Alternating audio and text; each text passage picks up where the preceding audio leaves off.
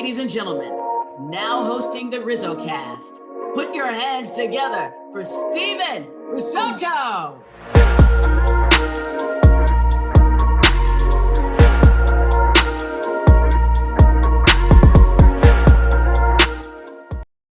What's going on, everybody, and welcome. My name is Steven Risotto. I cover the San Francisco Giants for SF Bay, and I am the host of RizzoCast, a podcast that features current and former big league players, coaches, fans, media, and others who are regarded as some of the brightest minds around the game of baseball today.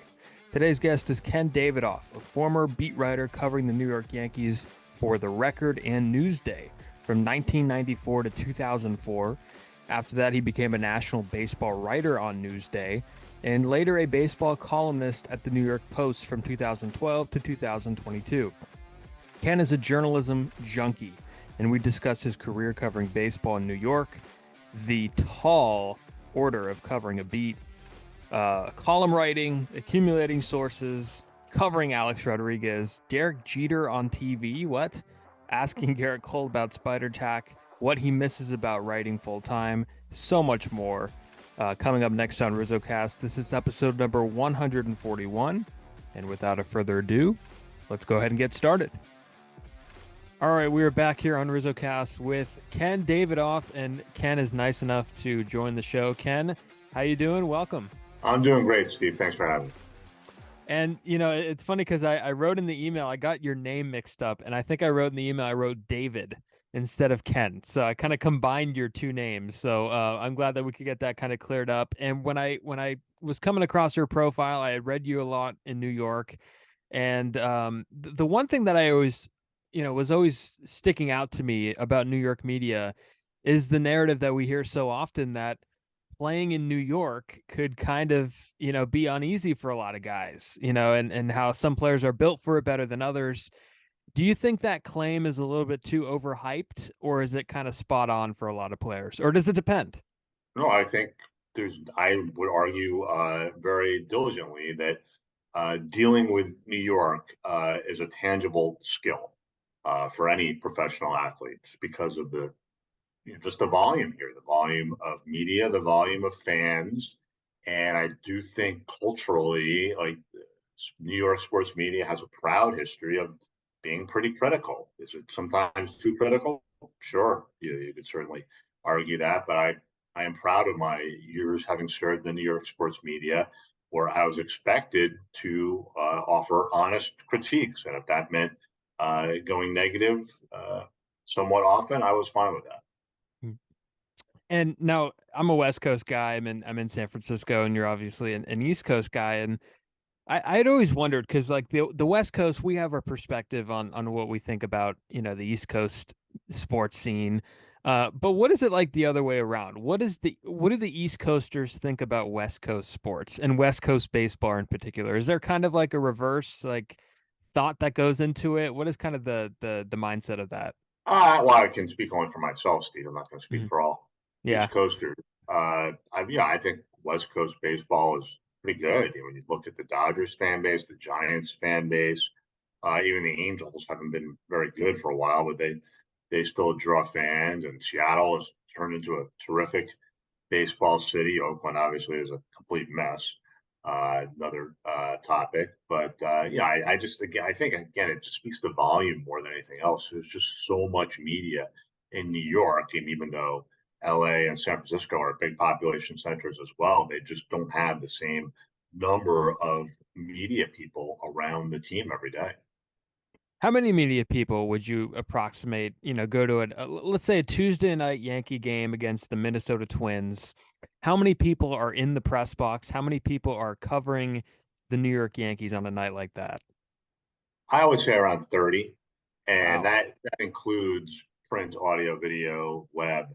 But even just in terms of like the people who cover the team on a daily basis and who travel, especially in this day and age, it's got to be about 10 when you count like Yes Network and stuff like that. So it's just far more sizable than any other market. Yeah, I mean, I'll tell you right now, it's about, in Gabe Kapler's office after Giants games, I'd assume the number is probably 8 or 9 or 10. So I mean, and I don't know, I think there's only a handful, maybe four beat writers that actually travel with the team and, follow them on the road and everything. So I think the pandemic changed a lot of it possibly. And you spend a lot of time covering the Mets as well, or you have spent a lot of time covering the Mets as well. Um, what's the key difference when you're walking in between or in Citi Field and Shea Stadium compared to Yankee Stadium? Is there a big difference between, those two areas, the fan base, the I guess the assignment that you're currently working on? What is the difference between those two organizations and covering them? Well, I think their histories and their fan bases color the way you cover those teams. Obviously, the Yankees are the most successful team, certainly in baseball. You could argue in all of North American sports. The Mets are not. The Mets have, I mean, has their own broadcaster, Gerrit Cole, but a series of failures punctuated by thrilling success, something like that. The Mets are more of a hangdog team. And now, with the new owner, Steve Cohen, that's certainly added a fascinating dynamic. But that's the main difference. Is just and the Mets, like when the Mets are good, their fan base is phenomenal because they're so appreciative of the success because they've grinded through so much failure. Where you could argue quite convincingly the Yankees fan base, much of them are spoiled, Mhm. especially when you look at what has transpired since the 2000 season, when they finished that three-peat, one World Series title in the past 22 seasons, but 22 winning records and I think 18 playoff appearances, just mounds and mounds of success. But I think a large percentage of the Yankees fan base was very unhappy with the team, nonetheless.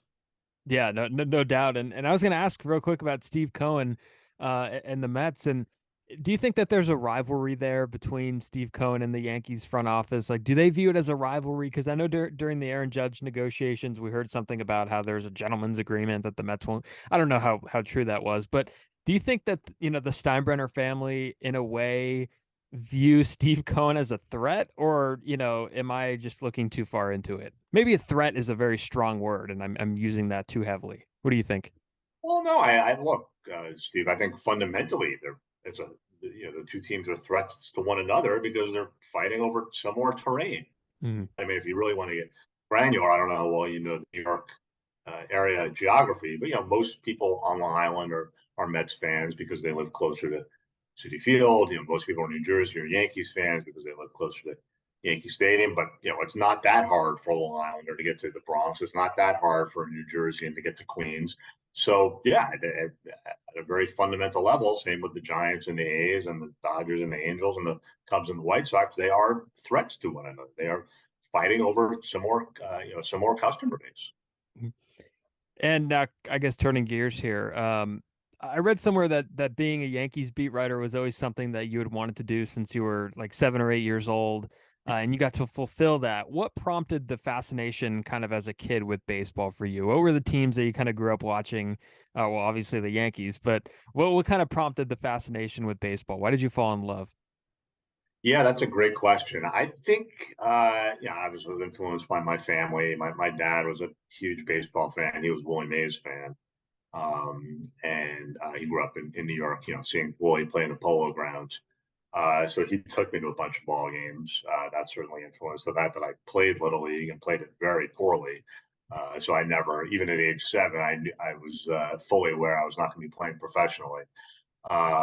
So yeah, when you combine that and with my love of reading, I would read the Newark Star Ledger every morning as I ate breakfast before I left for school, and I would read their Yankees beat writer named Moss Klein, a lovely guy, and I would say that's who I want to be when I grow up. I want to be Moss. So it was just those combined loves of baseball and reading, and just an appreciation for what he was doing, and that gave me the ambition to do what I wound up doing. And some of the best advice that I've gotten personally in the journalism field is that the best way to get better in writing is to read. And I got a stack of books that I got to go through and I got to finish and everything. And I know it's one thing to love baseball, but it's another thing to make it, because I know a lot of people get burned out in this business. But what prompted the fascination with journalism as a whole? Because I know in order to do this, you have to have a fascination with journalism too, and you have to be committed to writing and reporting and all of that. So, was the journalism part of it before baseball, or was that quickly following baseball after? I think they're kind of hand in hand. And it goes back to what I was saying about Mhm. reading the newspaper. And even, I think at age 7, 8, 9, I understood what it meant to be a sports journalist and to be critical when you need to be critical and to provide, I just a real appreciation for notebooks, Yankees notebook and what that meant and game stories and columns and feature stories. And I think just going back all the way then, it really, really intrigued me. I worked for my high school newspaper, worked for my college newspaper, and it just, the more I learned about journalism, the more in love I fell with it. And I know sports journalists, like a lot of times, because I want to cover baseball for sure, baseball full time. But I also know that sports writers go through different avenues to get to where they want to go. And that would mean covering, prep sports or high school sports or college sports and baseball and football and basketball and, some other track and field, cross country, all this stuff. Did you care about the other coverage that you did, the basketball and football coverage, or was it kind of like whatever? I know baseball is going to be my thing, and I have to do this to get there. It absolutely was not whatever. No, it was, this was the job in front of me. And I certainly, baseball was the goal, was the dream, but dream is probably a better word than goal. Like as I was going along, I worked for the Bergen Record newspaper, in New Jersey, and I started high school sports level, then climbed to college sports, and then what they call general assignment, all the kind of backed up the other beat writers and all the big sports. I was just focusing on doing a good job, and I largely enjoyed that. I especially love college basketball, and I got to cover some of the March Madness, like in the mid to late '90s. That was a lot of fun. So yeah, I was certainly not pining away for the baseball beat as I climbed the ladder. I was focusing on doing a good job of climbing the ladder, and then Mhm. baseball beats just kind of, it kind of just emerged. Is it disappointing in a sense to see kind of the future of the industry, and we know kind of what path the newspapers are on, and we know that a lot of the older reporters and some not even older, and I don't see you as an old guy, but You're very, very a lot of people are getting kind of pushed out and replaced by younger reporters who are cheaper and who are like more controllable, I guess, from an editing standpoint, and who will listen to editors and everything. And I guess the thought is that, and I had Jeff Pearlman on the podcast once, and we were talking about this, and Jeff had mentioned that if it was between me and him, they would probably hire me, not because I'm better than him, but because I'm cheaper, and Jeff is obviously more expensive. Is that troubling to you, or do you feel like eventually maybe things will come full circle and we'll get back to kind of a different feel? that specific thing I doesn't really trouble me. And I look, I just to be clear, like I left the New York Post my own volition. I was burned out. It was time Mm-hmm. for me to go. But if you look at the New York Post staff, they have a lot of older writers, and I know a lot of older writers who are still in the business. And no, so short answer to your question, no, that I'm not really worried about that. Mm-hmm. And I'm glad you mentioned the word burned out, because I've heard from former beat writers who completely flamed out and from their time on the job, and the travel, the deadlines. Did you run into anything? And I'm talking beat writer specifically. I know you became a columnist and did some national work later on, but uh, did you run into anything in the beat writing role that caused you to ever think of it as a job rather than that dream that you had as a kid? Oh gosh, I mean, That's a gave loaded up question. pretty quickly. Maybe the dream lasted about a week, and then Yeah. I loved my job. But yeah, I mean, I used to laugh when people say, "Oh yeah, you must love your job so much you do it for free." I'm like, hell no, like I wouldn't do it for free. And then I always love when people ask me, well, "Who do you root for?" And it's like anyone who asked that didn't understand the nature of the job. And my responsibility is, I root for the game to end quickly so I can go home, because it's a job. And so that's that. I kind of lost my trail of thought here, but yeah, that's my answer to your question. And it's funny because I always the games that annoy me the most are the ones where it's like a 7-0 lead for the Giants, and then somebody hits like an eighth inning homer, and it's like you got to figure out a way to work that in somehow, and it's like God, everything was done, you know, and then you got to work that in somehow, and sometimes maybe you don't, but uh, definitely a really tough. I can't imagine it doing it every day. I'm only there a few times a week, but um it's definitely something that you have to commit to, I'd imagine. And it didn't hurt that the Yankees were good when it happened, right? They were in a good, very historically good stretch when you were around there. Yeah, certainly. I mean, the '96 playoffs, that was the first playoffs I ever covered. And then my first full year on the beat was 1998, a very historic season. My friend Jack Curry has a book out right now Mhm. about that incredible season, 1998 Yankees. So, yeah, being around all that success, yeah, to be frank, very good for my career because of the interest in those teams. And yeah, I made some connections that still matter to my life today. Did those runs kind of higher your expectations at all for the Yankees, and maybe not just for the Yankees, but for the role itself as a writer? Because obviously the Yankees went through a stretch where they were the best team in the game, they're a dynasty and everything. And then, when they make the playoffs and they add some pieces like, the Giambis and the Matsuis, and they're winning a little bit less, but they still have a good team. Did it lower your did it raise your expectations too much? We're starting off, you're covering all these good teams, and then all of a sudden they make the playoffs, but they come up short. No, no, it did not. I'm pretty knowledgeable in baseball history, and I Mhm. have been my entire professional career. So certainly, as I was covering the Yankees three-peat of 1998, 99, 2000, I appreciated how rare that was.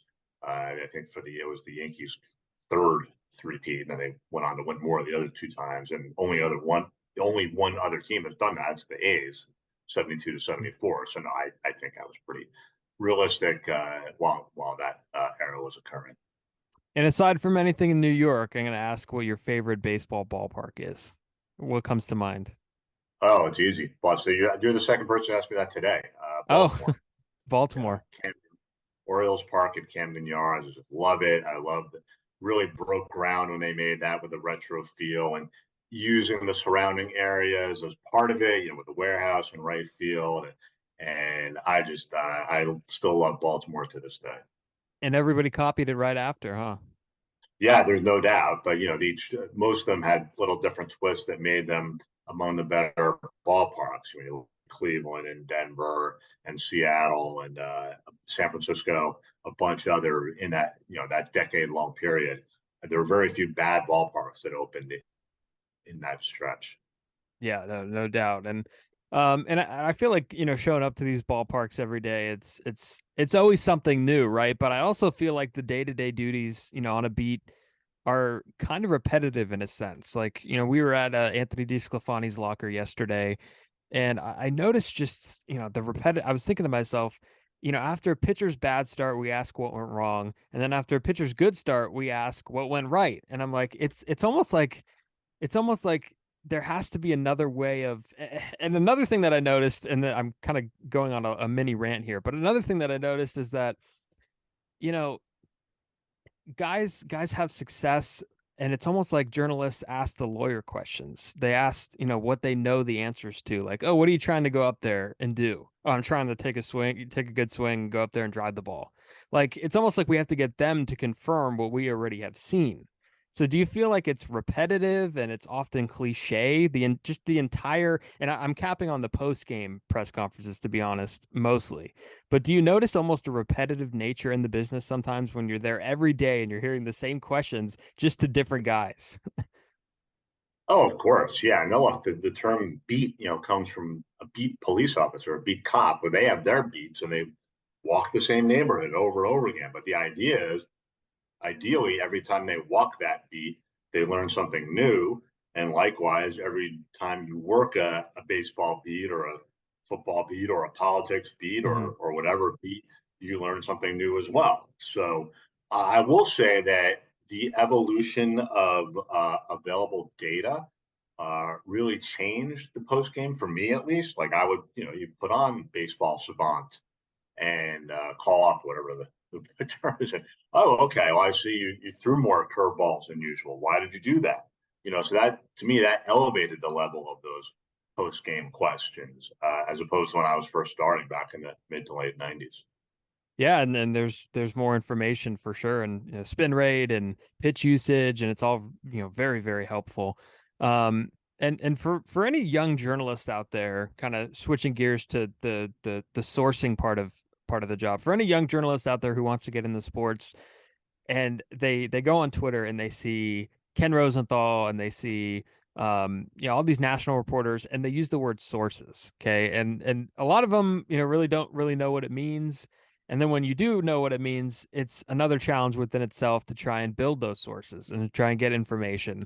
um so what is it like trying to build sources and relationships, because those two go hand in hand, and it's almost like you need the relationship part of it before you get the sources part of it. So kind of explain your journey kind of building that connection base. Yeah, there's no almost about it, Steve. You make the relationships, and then if all goes well, those relationships can turn into sources. That's what it all starts with, those relationships. The analogy I often use when people ask me, "How do you build sources?" Yeah, it'd be like asking, like an 11-year-old ask me, "How do I go through puberty?" Like, if you do things right, if you eat right and sleep right as an 11-year-old, like one day you're going to wake up and there's going to be hair under your arms. And similarly, as a reporter, if you treat people right with respect, and handle things on a good level, and keep the lines of communication open, one day you're going to need a piece of information, and it's going to naturally occur to you, oh, well, this person, if the person won't help me, I at least feel comfortable enough asking the person if that helped me. And often that person will say, yes, I will help you on the condition of anonymity, or what have you. Mm. But that's how you build sources. You build sources by building relationships. What I noticed in my more recent years, when you talk about the tweets, the breaking news tweets, some younger reporters would just go up to agents or executives and essentially say, like, "Hi, I'm Ken Davidoff. Will you be my source?" Which is just a terrible approach. And do you know how I know that young reporters did this, Steve? How do you know? Because the other person told me that the young Oh reporter came no. up to them, because they were horrified, and they just needed to vent. So that's what you should not do. You just do your job right, and the sources will organically emerge. Yeah, the other, and I'm a copy editor at SF State's student run newspaper, and the one that I always hear is a reporter going up to who they want to be a source and say, "Can I get a quote?" And I'm just like, "Oh man, I guess it works some of the time on the man on the street type of things, but not all the time." And that's an interesting one for sure. And another one that I've heard is like, you don't go up to a guy like Brian Cashman and say, "Oh, so I hear, this guy's on the trading block." That's probably not your in, because he's a guy that probably wouldn't want that leaked, correct? Well, if you have good information, when you say "I hear," as long as you're actually hearing it from an Mhm. authoritative source, then yeah, there's nothing wrong with going up to Brian Cashman or whoever and saying, "This is what I'm hearing," and see how the person reacts.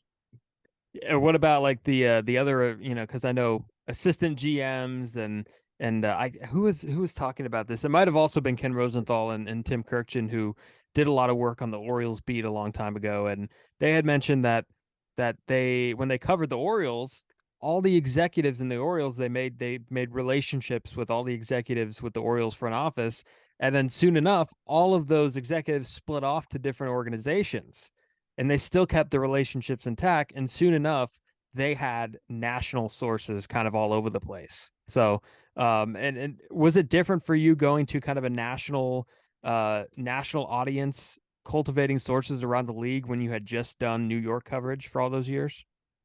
It was a little challenging at first, but part of it is kind of as Kenny and Tim said, the more you hang around doing this, the more you'll just naturally have sources all over the industry because people move and switch jobs. And the other part, the big part for me, was going to the meetings, the general managers meetings, the owners meetings, the winter meetings. Those are great places to form relationships, to meet people from other markets. So that's how I tackled that. All right, let's talk Alex Rodriguez, because I know in your kind of your kind of farewell to the New York Post, you mentioned Rodriguez is one of the most, I guess, helpful people in your career, and you joked that he didn't he if he didn't give you anything to write about, maybe you wouldn't have survived as long as you did in the business. Um, it was really like that, wasn't it, with He was a Alex? machine. He was incredible. Oh my God. I mean, just nonstop fountain of stuff, stuff to cover and write.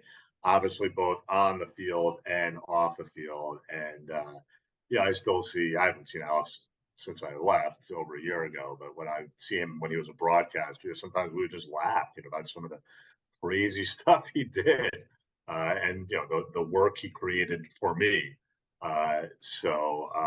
Yeah, like I mean, he was big for my career because I was willing to roll up my sleeves and get my hands dirty and cover his appeal hearing for suspension and some of the other crazy stuff. I was into that stuff. Yeah, and his career is just so fascinating to me, and I remember like hearing Joe Torre talk about how he was a guy that, he thought that if he delivered the 40 homers and the 130 RBIs every year, that would translate into, hey, I did my part. This is going to translate to winning. And I always saw him, from afar as a guy who really did love baseball. And now, he's getting his feet wet in broadcasting and all of that. Do you think that his image rehabilitation during these past few years has been a successful one? And I guess, is that what he's trying to do with broadcasting, or do you think he genuinely, enjoys it? So that's kind of a two-part question there. Well, look, I think he truly loves baseball. I think he likes being out there. I think he's good at certain components of broadcasting, less good at others. And yeah, but by all means, he wants to rehabilitate his image. Now, that's kind of a multi-tiered battle, too. There's his image to the general public. There's his image to people in the Hamptons who just see him and be like, oh, wow, A-Rod. And then there's his image to Hall of Fame voters. So on the former front, I think he's been a considerable success. He's really rebuilt himself with Shark Tank and the broadcasting. I think he is still, to the general public, like a really, people get excited when they see him. I think obviously the Hall of Fame, it's a tougher battle, and I don't like his chances to make the Hall of Fame. I do vote for him. I don't like his chances. Especially after some guys like Bonds and Clemens did not get in. Yeah, and then of course the suspension kind of adds on to it, and the whole biogenesis scandal and everything around that. And when you look back at all of those events that you covered with Alex and everything, all the storylines that you mentioned that kind of helped your career go along, and then you look now and you see he's in Stanford at Stanford teaching a business class. Do you wonder if it's the same guy, or do you just kind of shake your head and go, maybe I kind of saw this? Oh my God, I completely saw this. Yeah, totally. No, he's absolutely the same guy. He's an operator. I give him all the credit in the world for it. Like, this is a self-made man. He was not born into any fortune or standing in the world, and he talk about rolling up your sleeves and doing the work. He did the work. Now we can have a whole other podcast about how he did some of that work, and you mentioned biogenesis, but just in the bigger picture, no, this is the same guy. He always had a fascination with colleges. He did not go to college himself, but then he became a big benefactor at the University of Miami. And during this year-long suspension, he took a bunch of college courses. He's always had a fascination with college in particular. So it doesn't surprise me at all that he's teaching at Stanford. Yeah, I would love to see an HBO documentary or kind of like the Last Dance. There's a 10-part series on A-Rod that is possible. At least. Yeah, at least, and maybe not now because like the Jeter one just came out not too long ago, and maybe you give it room. And I guess speaking of Jeter, and not to dive too deep into the relationship because that's a different podcast in its own, but I do want to bring up Jeter because they're going to be working together on Fox Sports, and the components to that is just so ironic to me. Like, Jeter is not the guy that anybody really saw going into TV, and here he is getting his feet wet in that, let alone with, as an analyst with A-Rod. So, I mean, how do you see that whole thing faring? I think it's going to be okay. I think it's going to be okay because I think Derek's going to benefit from working with Alex because They have a very rich shared history. It's obviously not far from all positive, but I do think having Alex next to him will make Derek more comfortable in this broadcast and just give him something to work off, someone to work off. And I think Derek will have fun making fun of Alex. And I think Alex will gladly laugh while knowing that this is all sort of a win for him. The idea that Derek is agreeing to appear regularly with Alex, that's not something anyone would have predicted 5-10 years ago. And yet here they are. And kind of in a weird way, this is a chance for A-Rod to kind of take the leadership role and kind of guide Jeter through this, because he's been doing it a while. And like you mentioned, maybe there's some things that he could work on and there's some things that he's good at. But, regardless, he's done it a while. So this is somebody that Jeter could maybe turn to as someone that could help, I guess, in his rookie broadcasting season.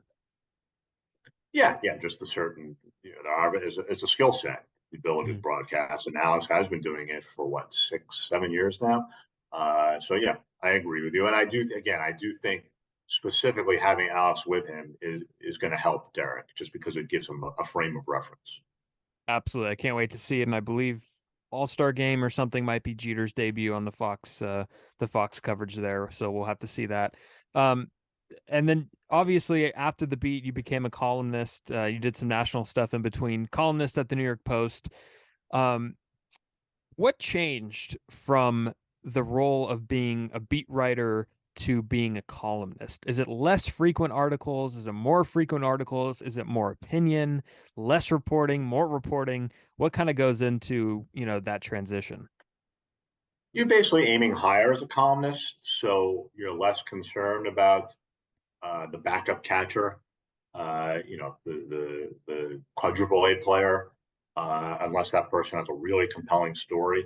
So yeah, I wrote when I was a columnist, which really was the majority of my baseball writing career from 2005 onward. You tend to be more of a big game hunter. You write more about A-Rod, Jeter, Judge, Pete Alonso, Scherzer, and Verlander. So that's the biggest change. Obviously, far more opinion, hopefully the same amount of reporting. That's certainly what I aspired to do, if not more. I wanted my columns to be very reporting based. So yeah, but it's just a matter of I really, I'm not going to concern myself with this player going on the injured list with a minor injury, stuff like that. And were the deadlines the same or different? Yes. Same.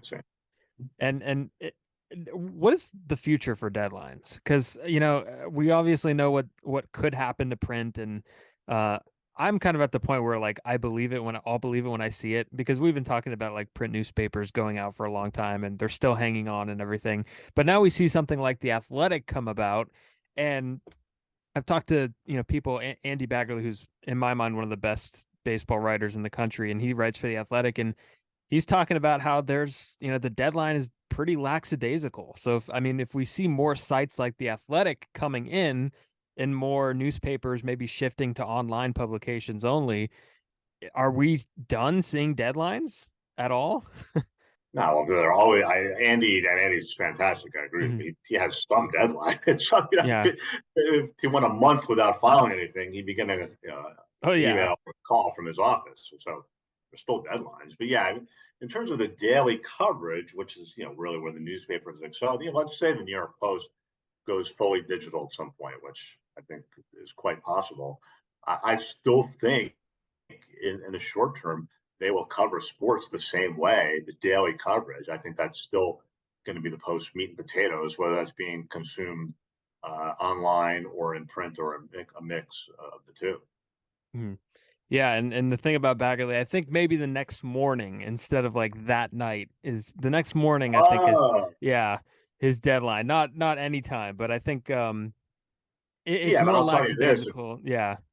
When the Giants were in the playoffs a few years ago, I have to think he had to file that night. I can't confirm it as we're sitting here, but I have to, when it's that vital, that imperative, I have to think he was filing that night. Yeah, no, absolutely. But yeah, we'll see how that works with the transition online, and some publications might do it, some might not, and they'll hang on for longer. And you're out of it now. Do you still like dream about deadlines? Do you still wake up in the middle of the night and go like, I have to file something? Do you still like have bad dreams with it? No, I have to say, and I did when I was on the beat. Yeah, I definitely did. When I was a columnist. But no, I was able to break free pretty cleanly. I no longer have those nightmares. And one of the things that a lot of people remember you from the latter part of your career in baseball was you asked the question to Gerrit Cole about the spider tack.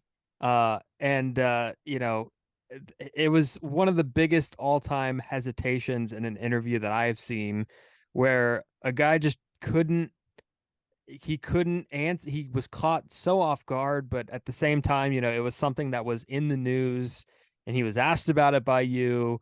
I mean, what do you remember just from that exchange? And I'll have to share the video on social media or something again because it was one of the all-time hesitations. Yeah, that was funny. That was a funny one. I give Garrett credit for not lying. He could have just lied. Never used it. Next question. But he was struggle with that. That set off quite a storm. I had like my brother texted me about his son, saying Uncle Kenny's going viral. That was a pretty entertaining one. Yeah, I heard from executives from other teams. Thank you for asking that question. And ultimately, I got along fine with Garrett after that. I didn't know Garrett that well before that because of COVID. Yeah. In the clubhouse. His first year with the Yankees was 2020. So what I was told was that he was taken aback by the directness of the question. So I took that as a compliment. Yeah, and you mentioned COVID, like you asked that from your home, right? You were not Where I'm there. sitting It right was now, yes. so that must have been different going through COVID and experiencing kind of the remote nature of doing your job and doing stuff off the television a lot of times and being in press conferences but not there. You have to raise your virtual hand. It was probably a lot different. Tell me a little bit about that experience with COVID. Oh, it completely sucked and it expedited my departure. I hated it. Yeah, it was brutal. Just sitting at home and watching on TV. It was just that's not what I signed up for. Back Mm. in the '90s. The whole idea was to go to the game and to talk to people at the ballpark before the game, after the game, like oftentimes during the game, and just to be accountable. To ask Garrett that question in person would have been far better, even if the Zoom way made for a more viral clip. Uh, I absolutely despise it. So it expedited your departure. Do you think if COVID didn't happen, things would have been differently with the way that you left the New York Post? I certainly think I might have hung on for a few more years. I still, just to clarify, I have like a part time role at the Post. I've done a couple freelance articles for them, so but I just left the full time job. And I mean, I think your last like full-time coverage, your last day on the job was asking Rob Manfred the question about, you were covering the lockout, and he said that he was going to miss you, and you said, likewise. I mean, that had to have been a very eventful last day covering baseball full time. Yeah, but it was my last 8 days, I think, in Jupiter, Florida. They were having those negotiations at the Marlins and Cardinals ballpark. Mm-hmm. That was a heck of a very fitting way to end my career. Because I did travel so much, and I remember it was like the day before those talks started when I kind of realized I need to go down there and cover this. And I called my editor and they greenlit it and said to my wife, like, one last rodeo. That was it was a crazy week, and that week did not lead to a resolution that lasted another 10 days or so, maybe. And then Rob made the bizarre choice to passively aggressively wish me farewell, which gave me my opportunity to say the feeling's mutual. So again, that benefited me. Very, very memorable final stretch there. And you never saw those negotiations. Well, you saw obviously, but you never covered the full extent of how the resolution happened. Were you following it even after your coverage closely? It's funny. I mean, if you want to get really specific, I remember March 10th or 11th when they resolved it. I remember like my son who got into a car accident.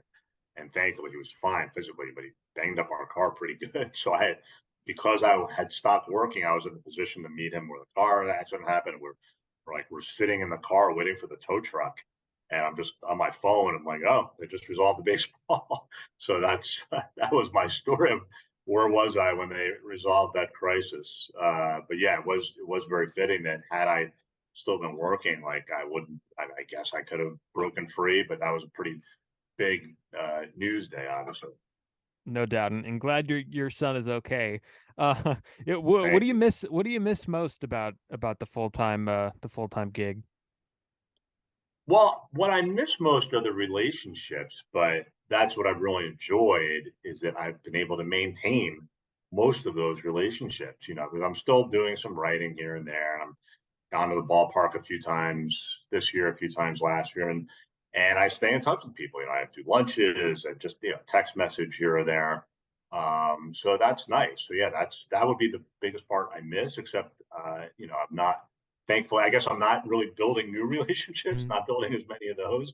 So at some point the well will be dry, but I think I can get stretch this for quite a while, hopefully. Do you still watch baseball at all regularly? I don't really watch the games. I certainly follow the action. I'm in Mm. a simulated league. It's a computer games called Dynasty League. That's run by Blue Jays writer and former broadcaster Mike Wilmer. So just for the purpose of running my team, I like to keep tabs on my guys. But yeah, I don't really watch much on TV. I certainly know when I go to bed each night, unless it's a West Coast game, Mm. I know who's won and who's lost, and then I find out the rest in the morning. But yeah, in terms of actually watching on TV, I can't say I do that much. And I saw that you're teaching some college journalists too. Is that right? How's that gone? Yeah, it was great. Thank you. I did a course for Endicott College in Beverly, Massachusetts. Course was called Sports Journalism, and I really loved it. I love talking about it with young people, and I love working with them to try to figure out, what can they do, what can they do to improve themselves, and even helping make connections for them, leveraging my connections. And we were able to go to Fenway Park. Sam Kennedy, the Red Sox president, really took care of us, welcomed us all to a game, spoke to us, as did his vice president of chief of corporate communications, Zeneb Curran. So just being involved with all that, yeah, I really enjoyed that class.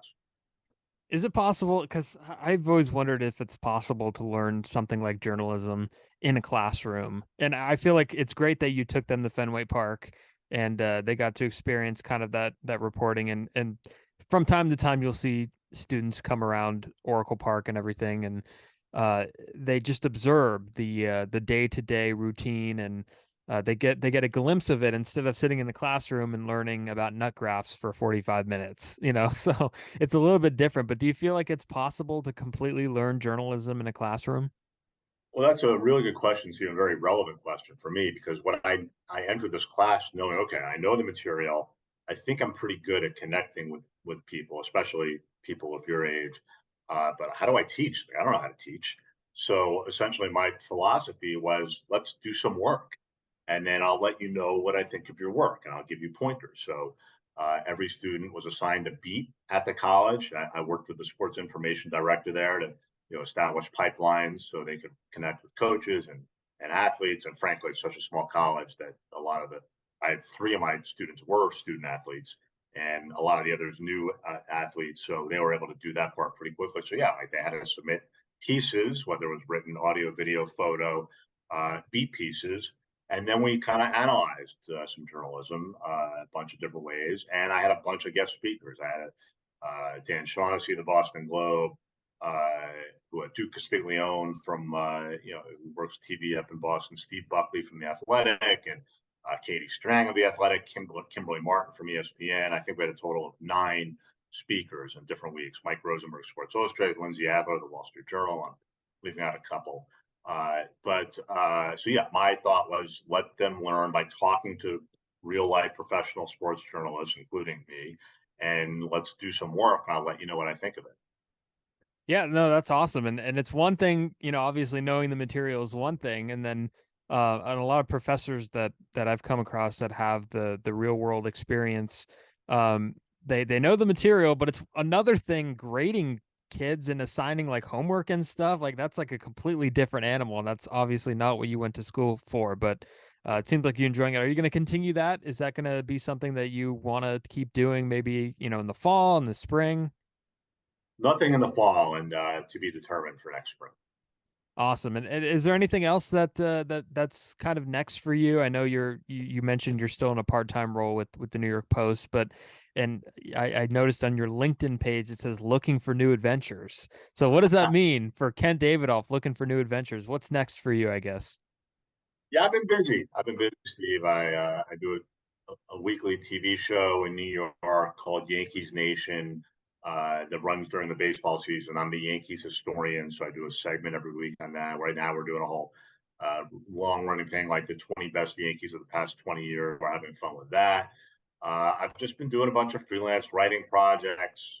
Most recently, I wrote an article on the legendary Mets broadcaster Gerrit Cole for the Mets scorecard program because Gary just got into Hall of Fame. And I work on some book projects. Yeah, I'm just enjoying family time, a lot more family time. Yeah, that's awesome. Congratulations. And Thank you. I mentioned that I don't think you're an old guy at all, but being called a historian, like that's gotta feel a little weird. I'm old, man. I again, like I know my stuff. I know Yankees history, so I'm qualified.